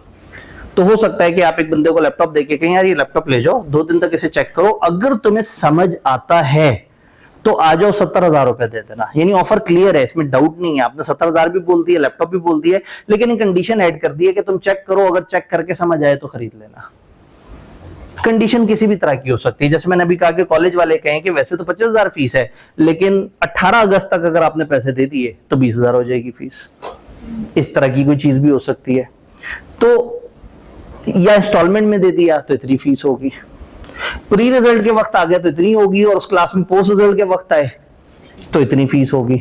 अगर रिकॉर्डेड मॉड लिया तो इतनी फीस होगी, फिजिकल मॉड लिया तो इतनी फीस होगी, फिजिकल के साथ एडिशनली रिकॉर्डेड मॉड लिया तो इतनी फीस होगी। तो ऑफर में कई किसी भी किस्म की कंडीशन हो सकती है। ऑफर में भी सब्जेक्ट टू सम कंडीशन, और अगर कुछ स्पेशल टर्म्स हैं ऑफर में तो वो स्पेसिफिकली कम्युनिकेट होनी चाहिए ऑफर को। अगर कोई खास शर्तें आपकी हैं तो आपने बड़ा प्रॉपर तरीके से उसको कम्युनिकेट करना है ऑफरी को। ऐसा ना हो कि आप समझते हो आपकी ऑफर में शर्त है और ऑफरी को पता ही ना हो। कॉलेज ने बड़ा सा लिख के लगा दिया 20,000 रुपए में आज जो एडमिशन ले लो अगले सेशन की क्लासेस में। आप आराम से पेपर शेपर दे के बिल्कुल अगली क्लासेस शुरू होने से 2 दिन पहले पहुंचे और आपने कहा ये 20,000 पकड़े एक्सेप्टेंस के तौर पे, दे दे मुझे क्लास में एडमिशन। कॉलेज कहे नहीं भाई वो तो 20,000 फीस थी अगस्त के मिड तक। तो ऑफरी कहेगा भाई फिर मुझे बताना भी तो था ना, आपके ब्रोशर पे कहां लिखा हुआ है, आपने कब बोला, आपने कब बताया, आपने एक ऑफर दी थी, आपकी ऑफर खत्म नहीं हुई, आपने मुझे स्पेशल टर्म्स कम्युनिकेट नहीं की। तो इसका मतलब है मैं आपकी पुरानी ऑफर को कि 20,000 रुपए में कोर्स ले लो, मैं आपसे 20,000 रुपए में कोर्स लेना चाहता हूँ, कॉलेज बाउंड हो जाएगा अगर कॉलेज ने वो स्पेशल टर्म्स अलग से नहीं बताएंगे। तो एक ऑफर में कंडीशन हो सकती है, if there are special terms in offer they must be specifically communicated to offer.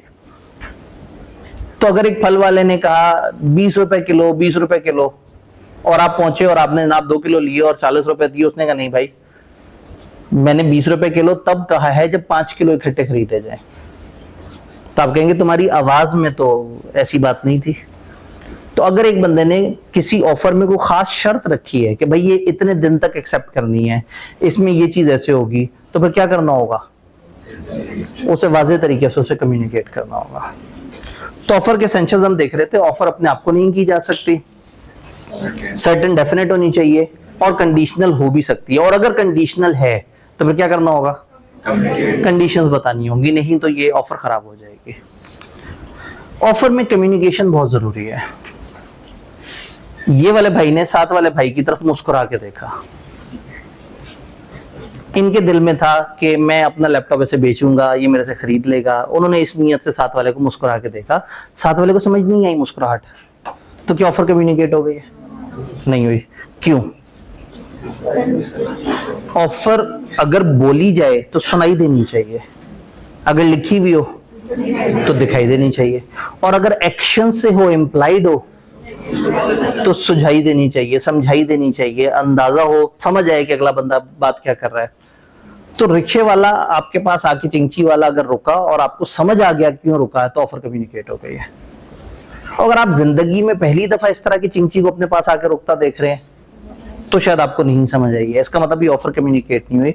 तो ऑफर कम्युनिकेट होनी चाहिए। Offer must be communicated to the offeree. Communication is complete when it comes to knowledge of offeree. मैंने कहा बोल के करें, ये भाई ने बहुत आहिस्ता से साथ वाले भाई की तरफ देख के कुछ बोला, लेकिन साथ वाले भाई सुन नहीं पाए। बोल तो दिया इन्होंने, कम्युनिकेट नहीं हुए। बोलना इंपॉर्टेंट नहीं है, सुनना इंपॉर्टेंट है। ऑफर की कम्युनिकेशन कब होगी? When it comes to knowledge of offeree. और अगर खत से ऑफर भेजी है, खत कहां से आ गया बीच में? खत यूज करते हैं हम लोग, कॉन्ट्रैक्ट एक्ट 1872 पढ़ रहे हैं, आज से 153 साल पुराना कानून। पता नहीं क्यों पाकिस्तान बनने के बाद से हम अभी तक इस जैसा कोई कानून नहीं बना सके। हमारे जो लोग कानून बनाने वाले हैं, चैप्टर 1 में जिन लोगों का हम जिक्र करते हैं, वो लोग अपनी और मसलों में मसरूफ रहते हैं। कौन सी सीटें किसको मिलनी चाहिए, क्या हो, किस तरह से हो, इलेक्शन में क्या करना है, फलाना जगह क्या करना है, लेकिन कानून नहीं बनाते। तो हमें पढ़ना पड़ रहा है 150 साल पुराना कानून, और उसके बाद फिर आईकैप वो 1961 में पैदा हुआ, वो भी काफी बूढ़ा है। तो वो ये समझता है कि बच्चों को ये पुरानी बातें भी पता होनी चाहिए, तो उसने हमारे सिलेबस में खत वाले रूल्स भी डाल दिए। हालांकि एग्जैक्टली कोई सेंस नहीं बनती आज के हम खतों की बात करें, लेकिन मजे की बात है कि इधर तो फिर एक लाइन है, एक्सेप्टेंस में तो 2-3 लाइनों में उन्होंने बड़े पेचीदा से रूल बनाने की कोशिश की है। तो अगर खत से ऑफर भेजी जाए तो its communication will complete when letter reaches, हम ये नहीं बोल रहे जब वो पढ़ ले, जब अब जो भेजा ही खत में है तो सामने तो बंदा है ही नहीं, तो अब खत उस तक पहुंचा था, उसने पढ़ा था या नहीं पढ़ा था, इस पे डिबेट ही नहीं होगी। अगर कागजों से, गवर्नमेंट के रिकॉर्ड से, डाकिया के रिकॉर्ड से साबित हो जाए कि खत पहुंच गया था, तो इसका मतलब है हमारी ऑफर पहुंच गई थी। तो जब आप खत से ऑफर भेजेंगे तो खत का पहुंचना मतलब आपकी ऑफर कम्युनिकेट हो गई। ऑफर वर्ड स्पोकन से भी हो सकती है, रिटन से भी हो सकती है, और through conduct of the person से भी हो सकती है। ये वाली लाइन इजाफी हो गई क्योंकि ये बात हम पीछे पढ़ के आ रहे हैं। आखिरी बात ऑफर के अंदर, यानी कि ऑफर के एसेंशियल्स के अंदर, कि offer should be offer should not be invitation to offer. एक चीज होती है इनविटेशन टू ऑफर, एक होती है ऑफर।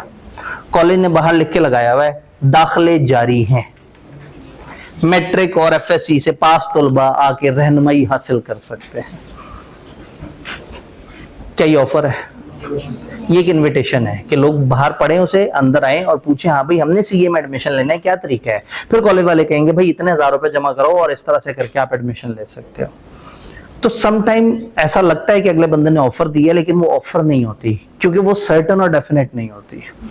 एक बहुत बड़ा फर्क है। इनविटेशन जो है वो सर्टन डेफिनेट नहीं होती। इनविटेशन लोगों को बस अपनी तरफ रागिब कर रही होती है।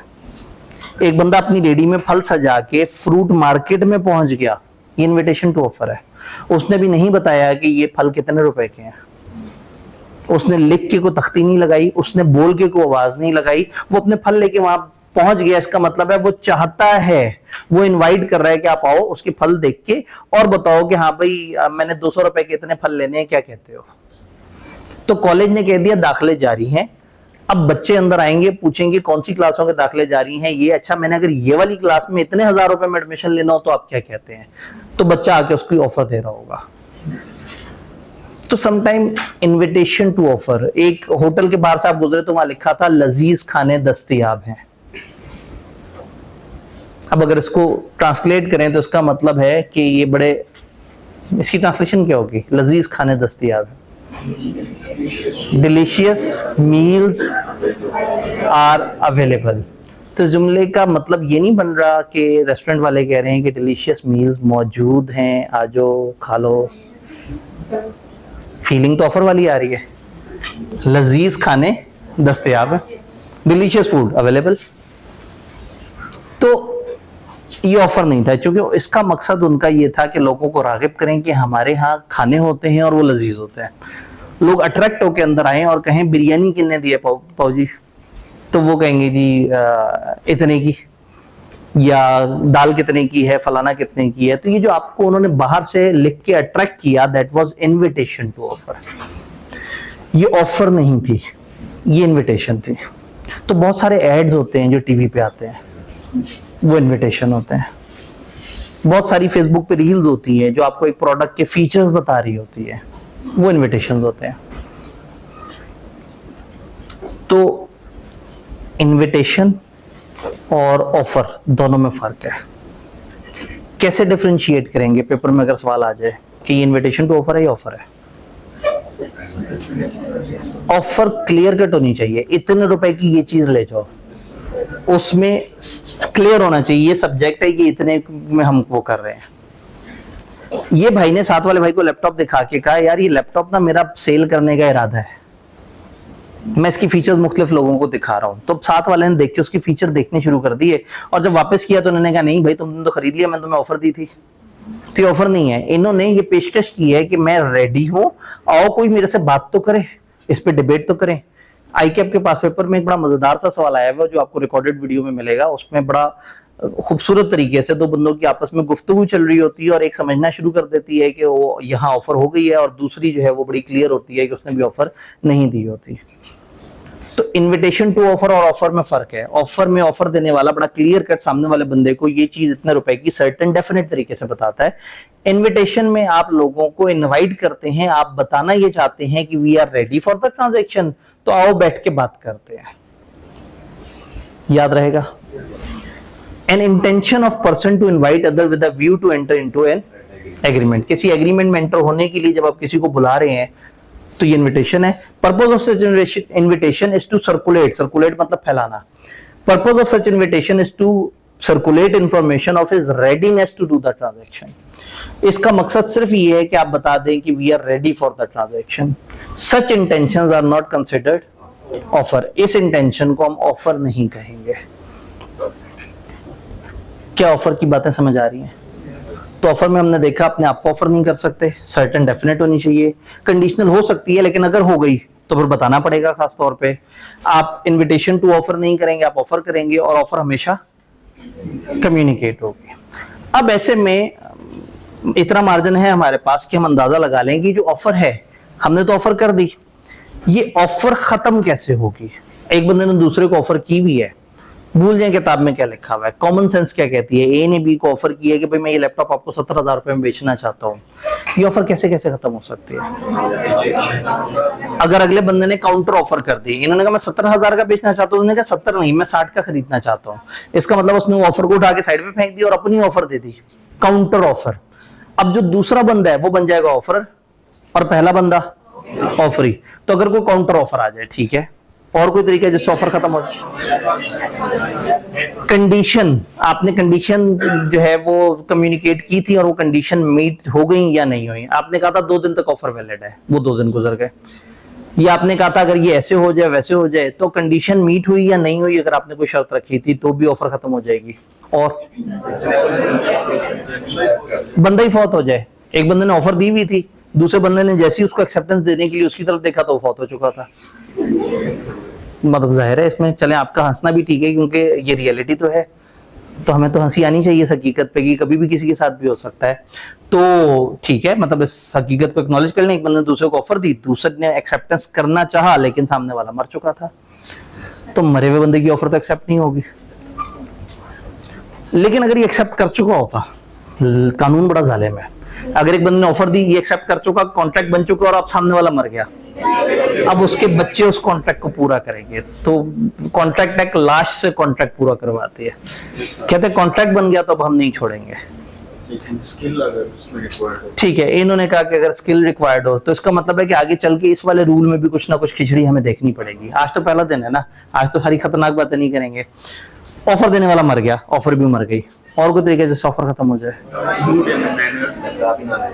लैपटॉप ही ना रहे, लैपटॉप पे बिजली गिर जाए, ऑफर खत्म। हाँ जी, नॉन एक्सेप्टेंस, अगले बंदे ने, एक ने दूसरे का लैपटॉप खरीदना है, उसने कहा नहीं खरीदना, ऑफर को उठा के वहीं जमीन पे फेंक दिया, एक्सप्रेसली रिजेक्ट कर दिया। और कोई बाद में इलीगल हो गई वो वाली चीज। एक्सेप्टेंस से पहले पहले ऑफर, ऑफर एक बंदे ने दी हुई थी दूसरे को और इसके एक्सेप्ट करने से पहले पहले वापस ले ली, ऑफर देने वाला पागल हो गया। तो बेतहाशा तरीके, उसने कहा था ये इस तरीके से एक्सेप्ट करो, दूसरे ने उस तरीके से एक्सेप्ट नहीं की, तो ऑफर कई तरीके से खत्म हो सकती है। किताब ने कुछ तरीके इसमें बताए और कुछ तरीके हम आगे पढ़ते जाते हैं, जैसे जैसे आगे जाते हैं तो चीजें थोड़ी सी और हमारे लिए आसान हो जाती हैं। Lapse of an offer, offer कैसे कैसे लैप्स हो सकती है। Revocation of offer before acceptance, acceptance से पहले पहले ऑफर रिवोक हो जाए। लैप्स ऑफ टाइम, जो स्पेसिफाइड टाइम था वो लैप्स हो गया, उसने कहा था 3 दिन तक ऑफर वैलिड है, 3 दिन गुजरे, खत्म कहानी। अच्छा, अगर उसने टाइम बताया ही नहीं, रीजनेबल टाइम, कॉलेज ने कहा 25,000 रुपए दो और सैंपल CMA की क्लास में एडमिशन ले लो, आपने सुना, आप जिंदगी में अपने और मसरूफ हो गए, आपने कुछ और काम शुरू कर दिया, फिर एक जॉब शुरू कर दी, फिर आगे जाके आपको एक जगह पता लगा कि कॉस्ट अकाउंटिंग की अंडरस्टैंडिंग इस जॉब के लिए बड़ी जरूरी है, आप कॉलेज के पास आए 11 साल बाद और 25,000 रुपए जमा करा दिए। क्या ये सही हरकत है? लेकिन कॉलेज वाले भूल गए थे बताना कि ये ऑफर वैलिड कब तक है। तो कानून कहता है कि नहीं भाई, इस तरह की भूल चूक माफ होती है। अगर वो बताना भूल गए हैं तो कम से कम एक मुनासिब टाइम तक, आप 3-4 महीने में आ जाते, चल जाता काम। लेकिन अगर कोई टाइम स्पेसिफाइड नहीं है तो एक रीजनेबल टाइम गुजरने के बाद खत्म हो जाएगी ऑफर। ये रीजनेबल टाइम क्या होता है? अगेन रीजनेबल बड़ा अनरीजनेबल सा वर्ड है। फॉर एग्जाम्पल, सेशन के शुरू में एक बच्चे ने कहा कि सर वो मैंने एक सवाल आपको मेल किया, आप मुझे जवाब दे देंगे? मैंने कहा मैं रीजनेबल टाइम में जवाब दे दूंगा। अब मैं 2-3 दिन बाद भी जवाब दे दूं तो चल जाएगा। लेकिन एक बच्चे ने पेपर से एक दिन पहले मुझे एक ईमेल की रात 11 बजे, सर ये एक सवाल है, और मैंने कहा मैं तुम्हें रीजनेबल टाइम में जवाब देता हूँ। तो इसका मतलब है मैं 15-16 और मेल्स को जवाब देने के बाद जल्दी से इस पे आऊंगा, इसको जवाब दूंगा। अभी इसकी रीजनेबलनेस क्या है? पेपर से पहले पेपर तो बहुत बाद में होना, बच्चे ने सो भी तो जाना है। तो शायद 1 घंटा भी काफी ज्यादा टाइम होगा इस वक्त। तो कहीं 3 दिन रीजनेबल हो गए, कहीं 1 घंटा भी रीजनेबल नहीं हुआ। तो स्टॉक एक्सचेंज की ट्रांजैक्शन वहां तो 1 घंटे के बाद रेट चेंज हो जाता है, वहां रीजनेबल टाइम कुछ और है। और कंटेनर दूसरे मुल्क से मंगवा रहे हैं तो वहां 2-2.5 महीने बाद का टाइम भी रीजनेबल है, क्योंकि उसका ट्रैवल टाइम अच्छा खासा है। तो अगर टाइम स्पेसिफाइड है तो बहुत अच्छी बात है, टाइम स्पेसिफाइड नहीं है तो जो उस तरह के कॉन्ट्रैक्ट में रीजनेबल टाइम होता है, अगर वो गुजर चुका हो तो अभी ऑफर खुद ब खुद खत्म हो जाएगी। डेथ या इंसैनिटी ऑफ ऑफर, ऑफर मर जाए या इनसेन हो जाए, अगर उसके इनसेन या डेथ होने की नॉलेज ऑफरी को पहुंच गई एक्सेप्टेंस से पहले उसे पता लग गया बंदा ही मर गया या इनसेन हो गया, तो ऑफर खुद ब खुद खत्म हो जाएगी। लेकिन अगर कॉन्ट्रैक्ट हो जाने के बाद ऐसी कोई चीज होती है तो फिर वो यहाँ का मसला नहीं है, वो चैप्टर 6 से ऑनवर्ड का मसला है। याद है कॉन्ट्रैक्ट तक के 2 हिस्से, जो पहला हिस्सा है ना चैप्टर 2 से 5 तक, ये है कॉन्ट्रैक्ट बनता कैसे है। तो हम कॉन्ट्रैक्ट के एसेंशियल्स को डिस्कस कर रहे होंगे, और 6 से आगे बताता है कॉन्ट्रैक्ट परफॉर्म कैसे होता है या खत्म कैसे होता है। तो इस वक्त इन चैप्टर्स में हमारा स्कोप ये है कि बनता कैसे है। Non fulfilment of condition precedent to the offer, offer में जो प्रेजेंट थी, ये प्रेसिडेंट जरा भारी वर्ड है, आपके पास शायद आसान लफ्ज लिखा हुआ होगा, जो कंडीशंस मौजूद थी ऑफर में अगर वो पूरी ना हुई। काउंटर ऑफर इज मेड, अगले बंदे ने आगे से पलट के एक और ऑफर कर दी, या नॉन एक्सेप्टेंस और expressly rejection by the offeree. तो इसमें कोई बहुत परेशानी की बात नहीं है, इसको अलग से याद करने की जरूरत नहीं है। लेकिन कॉन्ट्रैक्ट टेक के जितने भी चैप्टर्स हैं ज्यादातर लॉजिकल सवाल आता है, लेकिन कभी कभी क्रैमिंग सवाल आते हैं। इस चैप्टर में क्रैमिंग के लिए 2 चीजें इंपॉर्टेंट है, एक ये वाली लिस्ट और एक अभी हम एक्सेप्टेंस के एसेंशियल्स देख रहे होंगे। आई कि आपको ये चीजें थोड़ा सा इस तरह से भी पसंद है कि वो रट्टे वाले सवाल भी पूछ रहे हैं, अदरवाइज ज्यादातर इन चैप्टर से कॉन्ट्रैक्ट टेक के चैप्टर से majority of the times logical सवाल आते हैं। आखिरी दिन इस तरह की लिस्ट आपसे बिल्कुल लास्ट डे भी शेयर होगी। लास्ट डे हम लोग थोड़ा सा टाइम रखेंगे और हम एक एंड ऑफ सेशन डिस्कशन करेंगे, जिसमें छोटी छोटी सी बातें, एहतियात, क्या क्या चीजें आपको लिख के करनी चाहिए, कुछ एक्स्ट्रा प्रैक्टिस के क्वेश्चन, कुछ एक्स्ट्रा टिप्स वगैरह, वो हम एंड पे देंगे। इस वक्त टारगेट है कि बस हर दिन वो चैप्टर तैयार होना चाहिए जो उस दिन हमने तैयार किया है। तो क्या ऑफर की एसेंशियल्स और ऑफर की रिजेक्शन और ऑफर का खत्म होना समझ आया? अब एंटर होते हैं इसमें दूसरे हिस्से में, विच इज एक्सेप्टेंस। एक्सेप्टेंस का क्या मतलब था भला? जब एक बंदे ने दूसरे को ऑफर दी हुई और दूसरे ने वो ऑफर एज इट इज मान ली है, ये बहुत इंपॉर्टेंट वर्ड है, एज इट इज, तो ये क्या कहलाएगा? एक्सेप्टेंस। इसकी डेफिनेशन प्रपोजल की तरह मुश्किल नहीं है। When the person to whom proposal is made, when वो वाला बंदा जिसको प्रपोजल दिया गया है, सिग्निफाइज, ये वर्ड हमने पहले भी देखा था, तस्दीक कर दे, कंफर्म कर दे, हिज एसेंट, अपनी रजामंदी कंफर्म कर दे हमें, the proposal is said to be, कहा जाएगा कि प्रपोजल एक्सेप्ट हो गया।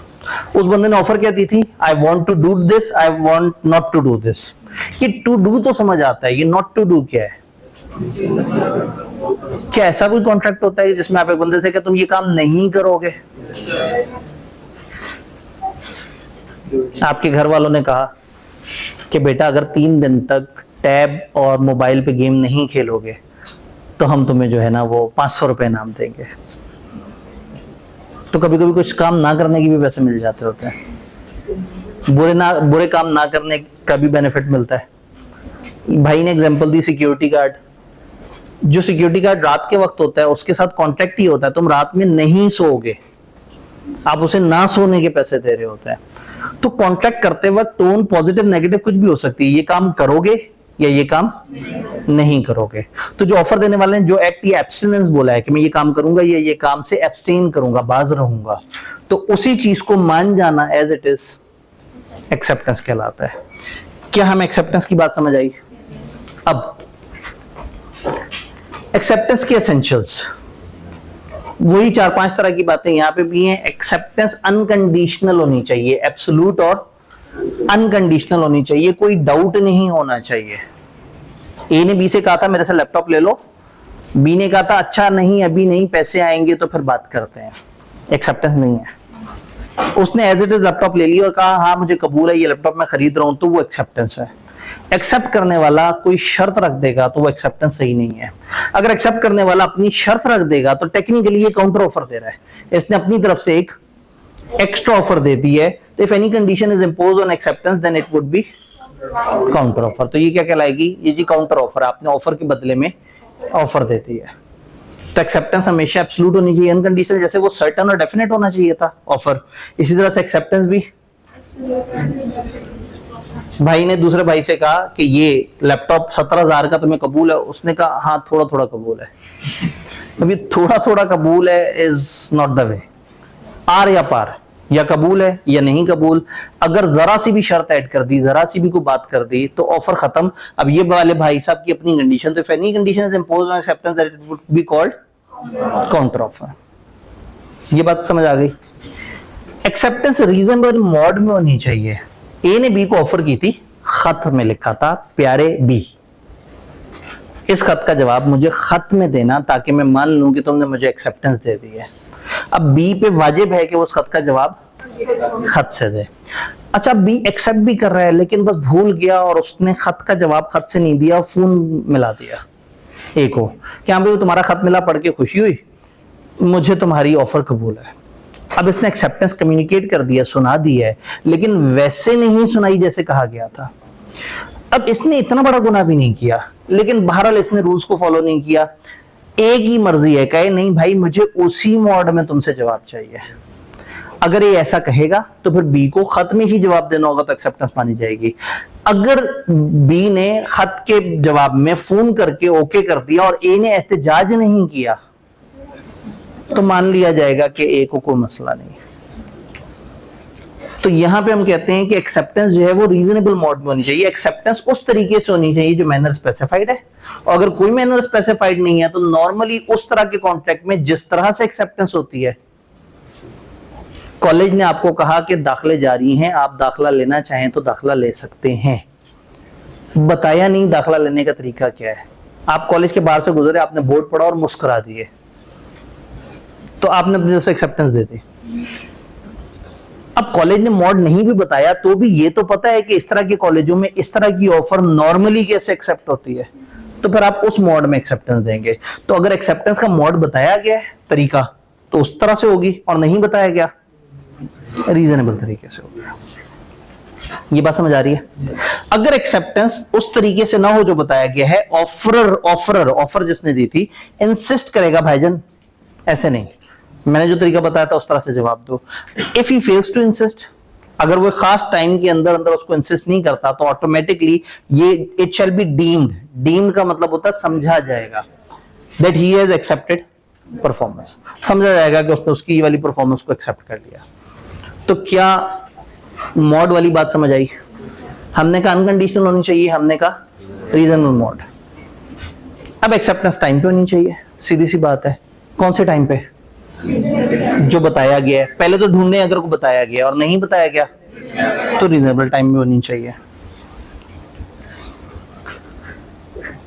Then acceptance must be given before lapse of, तो ये 2 पॉइंट जोड़ सकते हैं, ऑन टाइम और लैप्स। अब एक यूनिक सा रूल है और आईकैप ने 2-3 दफा सिनेरियो में इसको टेस्ट भी किया है। Acceptor must be aware of the proposal at the time of acceptance. Acceptor acceptance के वक्त जो हरकत कर रहा है उसे पता होना चाहिए कि ऑफर क्या है। एक्सेप्टर एक्सेप्टेंस के वक्त जो एक्सेप्टेंस दे रहा है उसे पता होना चाहिए कि ऑफर क्या है। इसकी बहुत ही टिपिकल एग्जांपल कॉमनली जो दी जाती है वो ये है कि एक दोस्त अपने दूसरे दोस्त के घर गया और अपना बटवा वहां गलती से भूल गया, वापस अपने घर आया, 2-3 दिन बाद उसे एहसास हुआ कि उसका तो बटवा गुम हुआ है। बटवा बहुत ढूंढने की कोशिश की, बटवे में थे 25,000 रुपए पड़े हुए। अब ये परेशान हुआ, इसने मस्जिद में ऐलान करा दिया जो कोई मेरा बटवा ढूंढ के लाएगा मैं उसे 5,000 रुपए इनाम दूंगा। ऑफर मस्जिद के स्पीकर से करवा दी, जो उस मोहल्ले में जितने लोगों ने सुना उनको कम्युनिकेट भी हो गई। लोग ढूंढते रहे लेकिन बटवा नहीं मिला, तो अगर कोई बटवा लाके देता तो वो इसे नाम ले लेता 5000। एक आध दिन बाद इसका अपना दोस्त आ गया, उसने आगे से कहा यार ये तुम्हारा बटवा मेरी तरफ पड़ा हुआ था तो मैंने वहां से ढूंढ के तुम्हें लाके दे दिया। इसने उसे शुक्रिया कहा और दोनों अलग अलग हो गए। जो बटवा लेके आया था रास्ते में उसको उस मोहल्ले का एक आदमी मिला। उसने कहा भाई आप कहां से आ रहे हैं? उसने कहा जी मैं तो इश्तियाक साहब के घर से आ रहा हूँ। अगर अच्छा वही इश्तियाक साहब जिन्होंने ऐलान करवाया था कि जो बटवा ढूंढ के लाके देगा 5000 इनाम मिलेगा। उसने कहा ना करो, इश्तियाक साहब ने ऐसा ऐलान कराया था? उसने कहा हाँ जी, तुमने नहीं सुना? क्या करके आ रहे हो? उसने कहा मैं बटवा दे के आ रहा हूँ। शहर पूछ तो लेते, बटवा वापस करने पे इनाम रखा हुआ उन्होंने। अभी दोस्त गए इश्तियाक साहब के पास और उनसे कहा कि जी पैसे। तो इश्तियाक साहब का क्या जवाब है? केड़े पैसे? क्या इश्तियाक साहब पैसे देने का इस वक्त फर्ज उनके ऊपर है? नहीं। क्यों? Acceptor must be aware of the proposal at the time of acceptance. उसने जो हरकत की, बटवा वापस करने वाली हरकत, वो कमर्शियल हरकत ही नहीं थी, वो तो दोस्त की दोस्ती थी। अगर उसे ऑफर पता होता तो इसके इस एक्शन का कुछ और मतलब लिया जाता, लेकिन इस वक्त चूंकि उसे ऑफर नहीं पता था तो इस एक्शन का मतलब ये नहीं था कि वो पैसे लेना चाहता है। तो अवेयर होना चाहिए at the time of acceptance. तो आई के अपने एक ही तरह का सिनेरियो 2-3 दफा अल्फाज बदल बदल के पास पेपर में पूछा हुआ है। वो पास पेपर वाली वीडियो में आपको अलग से नजर आ जाएगा। हम YouTube पे भी साथ साथ हर लेक्चर के साथ उसका जो पास पेपर की वीडियो वो अटैच करते जाएंगे और आपके गूगल ड्राइव में लिंक भी होगा, और हम जो है वो कोशिश करेंगे कि डेली बेसिस पे आपको लिंक भी शेयर कर दें और स्लाइड्स वगैरह भी शेयर कर दें, ताकि अगर आप या जो भी लोग ऑनलाइन देख रहे हैं या किसी भी वक्त आपने किसी चीज को दोहराना हो तो आप कवर कर सकें। कोशिश ये है कि हम बहुत डिटेल में भी जाएं और वक्त का हिसाब भी रखें। तो बहुत ज्यादा सवाल जवाब नहीं ले सकते, लेकिन मेरा ईमेल आपके पास मौजूद है, आसान सा है, Atif Abdi FCA। Atif Abdi नाम है, वो आपने कहीं ना कहीं से सुन लिया होगा। FCA बुजुर्ग चार्टर्ड अकाउंटेंट को कहते हैं, ठीक है, जिसको CA किए हुए कम से कम 10 साल से ऊपर हो चुके हो, पुराना पापी, ठीक। तो आतिफ आब्दी FCA@gmail.com, आप इस पे ईमेल करके मुझे कह सकते हैं कि सर ये कॉन्सेप्ट मुझे नहीं समझ आया, मैं वहां पे जवाब दे दूंगा। ग्रुप्स को अगर हम ओपन करेंगे तो वहां आतंक मच जाएगी, वहां पे शोर शराबा मच जाएगा, और फिर अचानक से कुछ लोग आएंगे कहेंगे असली कॉलेज का हम आपको बताते हैं, असली वाला एडमिशन, असली वाली क्लासें, और वो जो है ना, तो वो आपको पता है कि सोशल मीडिया पे तो फिर हर वक्त टोटल मार्केटिंग चल रही होती है। ये बात समझ आई? देन इसमें एंड की तरफ जाएं तो एक्सेप्टेंस कम्युनिकेट होनी चाहिए। एक्सेप्टेंस कब कम्युनिकेट होगी? एक्सेप्टेंस तब कम्युनिकेट होगी, तब कंप्लीट मानी जाएगी when it is communicated to offeror. कैसे कैसे कम्युनिकेट कर सकते हैं भाई? वर्ड स्पोकन से भी कर सकते हैं, रिटन से भी कर सकते हैं, और थ्रू कंडक्ट भी कर सकते हैं। ये जुमला भी क्रॉस कर देते हैं, ये वाली बात भी हमें पहले से पता है। अब नीचे कुछ खास बातें, ये 2 लाइनों के ऊपर हमें एक पूरा कॉन्सेप्ट समझना पड़ेगा, इन 2 लाइनों को छोड़ते हैं। नेगेटिव कंफर्मेशन नहीं होनी चाहिए। अब नेगेटिव कंफर्मेशन क्या होती है? सम टाइम ऑफर देने वाला दूसरे से कहता है कि अगर इस ऑफर के जवाब में तुमने कुछ ना बोला तो मैं मान लूंगा कि यस ये तुम्हारी तरफ से ऑल ओके है। ए ने बी को लैपटॉप पकड़ाया, का बड़ा अच्छा लैपटॉप है, तुम इसे यूज करो, अगर तुमने 1-2 दिन तक कोई एहतजाज ना किया तो मैं ये समझ लूंगा कि तुमने ये लैपटॉप मेरे से खरीद लिया है। ये मना है। कॉन्ट्रैक्ट एक्ट में आप ऐसी ऑफर नहीं दे सकते और ऐसी एक्सेप्टेंस नहीं हो सकती जिसमें खामोशी का मतलब रजामंदी है। आपको बोल के या अपने एक्शन से रजामंदी बतानी है, लेकिन अगर आप खामोश रहेंगे तो इसका मतलब रिजेक्शन माना जा सकता है, एक्सेप्टेंस नहीं माना जा सकता। तो acceptance can not be in the form of negative confirmation. और नेगेटिव कंफर्मेशन क्या होती है? नीचे ब्रैकेट बता रही है कि if not accepted within specified time then it will be presumed to have been accepted. वालदैन ने कहा बेटा तुम ये इंजीनियरिंग यूनिवर्सिटी की ट्राई कर रहे हो, तो मेडिकल कॉलेज की ट्राई कर रहे हो, एक और ट्राई करके देख लो, 5 दिन तक अगर कुछ ना हुआ तो समझ लेना कि तुम्हारा CA में मैंने एडमिशन करा दिया। आपका 5 दिन तक खामोश रहने का मतलब है आप राजी हैं कि ठीक है जी अब मेरा CA में दाखिला करवा दें, क्योंकि यूनिवर्सिटी ने या मेडिकल कॉलेज ने तो मुझे कबूल नहीं किया। क्यों नहीं आते लोग? पहली चॉइस से CA में क्यों नहीं आते? इतनी प्यारी चीज है। इरादतन बड़े कम लोग आते हैं, मुश्किल से 10% लोग। तो वो और अभी तो अवेयरनेस कम है, तो इतनी दुनिया है। तो उसमें यही है कि जो शौक से आते हैं ना वो फिर कर भी रहे होते हैं, और जो हर वक्त ये सोचते रहते हैं कि वो मेरे साथ वाले तो मेडिकल के सेकंड ईयर में होंगे, फलाना तो ऐसे वो हो गया होगा, वो तो पढ़ लिख के डॉक्टर बन जाएगा और मैं मुंशी का मुंशी। ठीक है, आपने बड़े कम टाइम में बड़े प्रिविलेज तरीके से चल पड़ना है। उसने पता नहीं डॉक्टर बनने के बाद उसको कौन कौन सी स्पेशलाइजेशन करनी पड़े, कौन कौन से मुल्क के धक्के खाने पड़े, उसके बाद आके पाकिस्तान में फिर अपने आप को साबित करेगा, तो 25 साल बाद वो एक रिकग्नाइज डॉक्टर होगा। आप बड़ा अर्ली टाइम पे अपने कैरियर स्टार्ट कर सकते हैं। तो खैर, कभी मोहब्बत से सीए करके देखें, बड़ा मजा आता है, जल्दी जल्दी हो जाता है, पेपर भी पास हो जाते हैं और दिल भी करता है। जरूरी है कि लाइफ में हमेशा बंदा पलट के माजी को देखता रहे कि जी मैं माजी ऐसे कर लेता तो ऐसे हो जाता। अगर वो उस दिन उस वाले टेस्ट में या उस दिन उस वाले पेपर में वो 3 एमसीक्यू अगर मेरे बेहतर हो गए होते तो मेरा मेरिट वो वहां से वहां पहुंच गया होता, और मैं अगर वो एमसीक्यू बेहतर भी हुआ होता ना तो भी मेरिट लिस्ट किसी और तरह से बनी होती, आपने फिर भी नहीं सिलेक्ट होना था।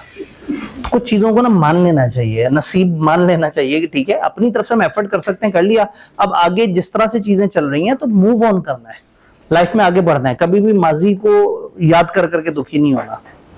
तो नेगेटिव कंफर्मेशन से अचानक से एग्जांपल आ गई थी कि नेगेटिव कंफर्मेशन का मतलब कि जब एक बंदा दूसरे को कहे कि ये ऑफर है, इसका जवाब ना देने का मतलब है एक्सेप्टेंस कि तुम्हें कोई मसला नहीं। तो ये वाली हरकत नेगेटिव कंफर्मेशन कहलाती है और ये कॉन्ट्रैक्ट एक्ट ने मना किया हुआ है। अब इसके आगे जो 2 पॉइंट्स है ना वो है कम्युनिकेशन खत के थ्रू। अब खत के थ्रू वाली जो चीज है उसमें जो है ना, अल्लाह करे एक डायग्राम यहाँ पर मौजूद हो, नहीं मौजूद, मुझे ही बनानी पड़ेगी।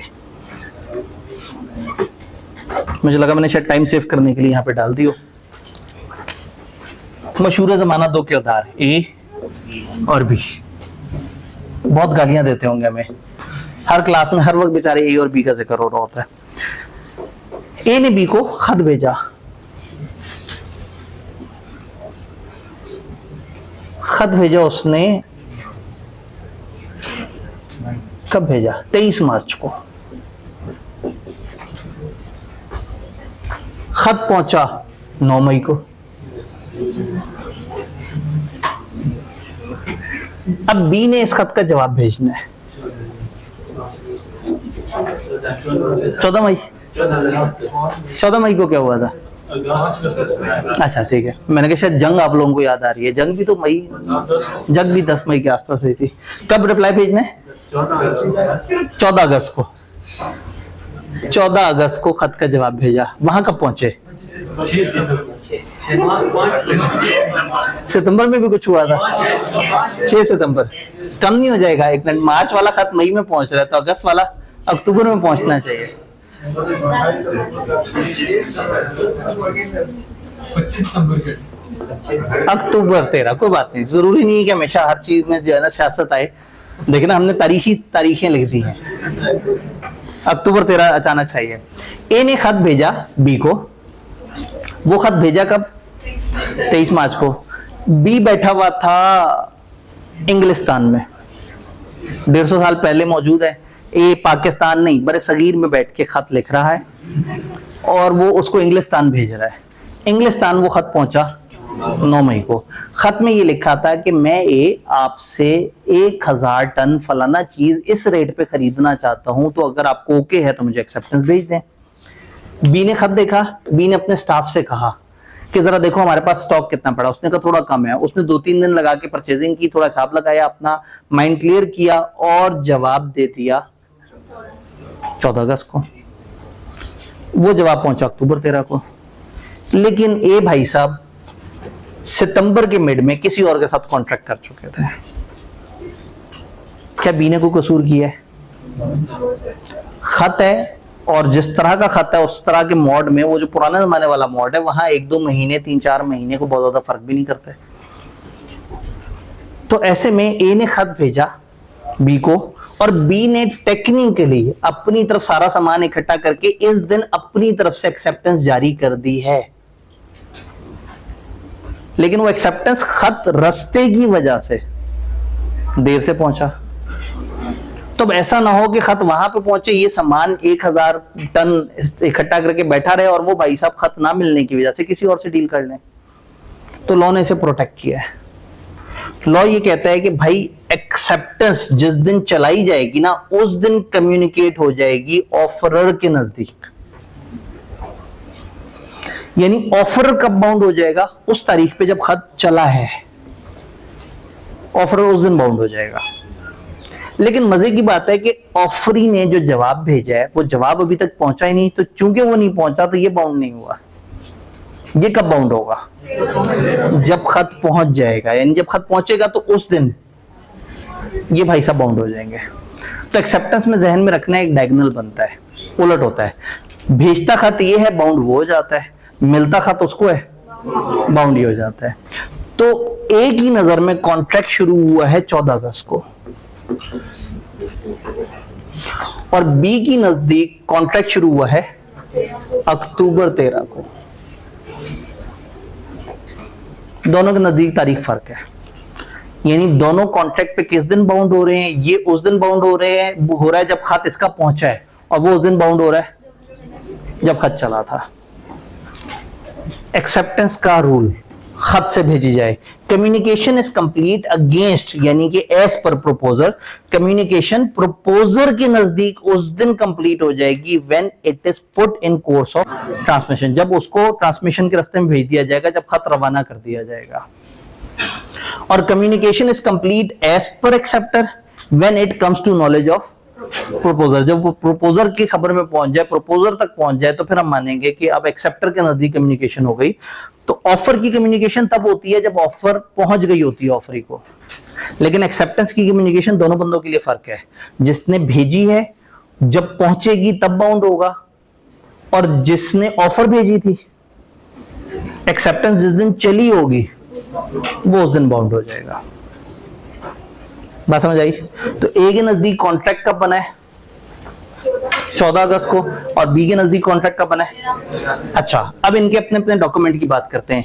ए ने जो डॉक्यूमेंट भेजा था उसका नाम था ऑफर, और जो बी ने खत भेजा था उसका नाम था। ऑफर भेजने वाला ऑफर रिवोक कर सकता है, एक्सेप्टेंस भेजने वाला एक्सेप्टेंस रिवोक कर सकता है। अच्छा, ये ऑफर को रिवोक नहीं कर सकते, ऑफर को रिजेक्ट कर सकता है। रिवोक का मतलब है जिसने चीज ऑफर की थी उसने वापस ले ली। तो ऑफर देने वाला ऑफर रिवोक कर सकता है, एक्सेप्ट करने वाला एक्सेप्टेंस रिवोक कर सकता है। ऑफर देने वाला अपनी ऑफर एक्सेप्टेंस से पहले पहले रिवोक कर सकता है। ऑफर दे कौन रहा है? तो ए अपनी ऑफर को उस दिन से पहले पहले रिवोक कर सकता है जब ए की नजर में कम्युनिकेशन हो गई है।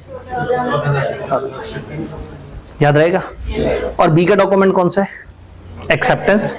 तो बी एक्सेप्टेंस उस वक्त तक रिवोक कर सकता है जब इसकी नजर में कॉन्ट्रैक्ट क्रिएट हो गया। तो याद रहेगा, यही दो तारीखें इंपॉर्टेंट है। अगर कोई पूछे जी ऑफर कब तक रिवोक हो सकती है, एक्सेप्टेंस कब तक रिवोक हो सकती है, आप कहें ऑफरर के नजदीक जिस दिन कम्युनिकेशन होती है एक्सेप्टेंस से उससे पहले पहले। और एक्सेप्टेंस कब रिवोक हो सकती है? एक्सेप्टर के नजदीक जो तारीख है एक्सेप्टेंस की कम्युनिकेट होने से पहले, उससे पहले पहले। तो ये रूल भी लोगों को कंफ्यूज करते हैं, और रेवोकेशन के भी, लेकिन तकरीबन रेवोकेशन का वही रूल है जो एक्सेप्टेंस वाला है। क्या चीज?